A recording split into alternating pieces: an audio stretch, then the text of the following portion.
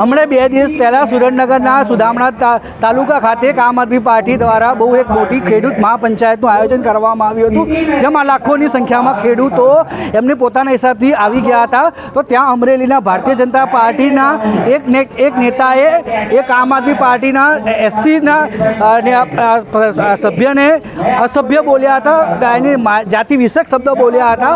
તો તેના મુદ્દા પર આવો આપણે સાંભળીએ જગદીશ ચાવડાને, જે આમ આદમી પાર્ટીના ગુજરાતના પ્રદેશના SCના પ્રમુખ છે.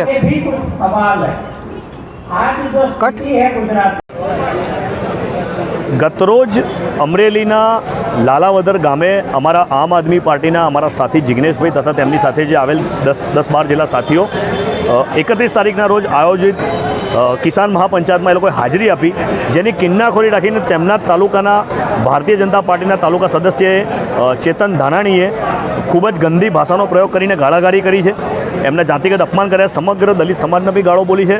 તથા અમને જિગ્નેશભાઈ સાથે અમારા સાથી જોડે વાર્તાલાપ થઈ તો અમને જાણવા મળ્યું કે એ જાતિગત કીડો, એ ગુંડો ભારતીય જનતા પાર્ટીનો એમને મારવા માટે એમના 25-30 જેટલા ગુટ બનાવીને હાઈવે પર બી એમની રાહ જોતો હતો, પરંતુ સદનસીબે અમારા સાથી લોકો સમયસર ઘરે પહોંચી ગયા તો હાઈવે પર સામસામે ભેટો ના થયો, અન્યથા કોઈ મોટી ઘટના ઘટવાનું પૂરી સિસ્ટમ થયેલી હતી. એટલે આની અંદર અમે સ્પષ્ટ કરવા માગીએ છીએ કે સમગ્ર ગુજરાતના ન્યાયપ્રિય લોકો, સંવિધાન પ્રેમીઓ, ભારત દેશના તમામ કરોડો દલિતો, ગુજરાતના 55 લાખ દલિતો આ જાતિગત માનસિકતા ધરાવતા ભારતીય જનતા પાર્ટીના આ તાલુકા સદસ્ય ગુંડાને એની શાન ઠેકાણે લાવશે. અને અમે શિબિર પૂરી થાય પછી 2 દિવસ બાદ અમારી સમગ્ર ટીમ સાથે લાલાવદર ગામ અમારા સાથીની મુલાકાતે જઈ રહ્યા છીએ.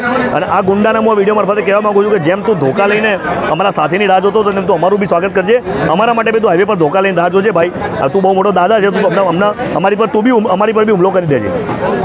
તો આ હતા જગદીશ ચાવડા, જેમણે વિગતવાર જણાવ્યું હતું કે કેવી રીતે એમના કાર્યકર્તાને ધમકી આપી અને એમને રોકવામાં આવ્યા હતા. પણ એમણે એ પણ જણાવ્યું હતું કે અમે આવી કોઈ પણ ધમકીથી ડરવાના નથી અને એ જ્યાં બોલાવશે ત્યાં જશે. જો તમને અમારી આ ચેનલ પસંદ આવતી હોય તો તમે યુટ્યુબને અમારી ચેનલને લાઇક કરો, શેર કરો, સબસ્ક્રાઈબ કરો. જો તમને અમારી આ ચેનલને ફેસબુક પર જોતા હો તો ફેસબુકના પેજને ફોલો કરો અને ઇન્સ્ટાગ્રામ પર જોતા હો તો અમારા પેજને ફોલો કરો.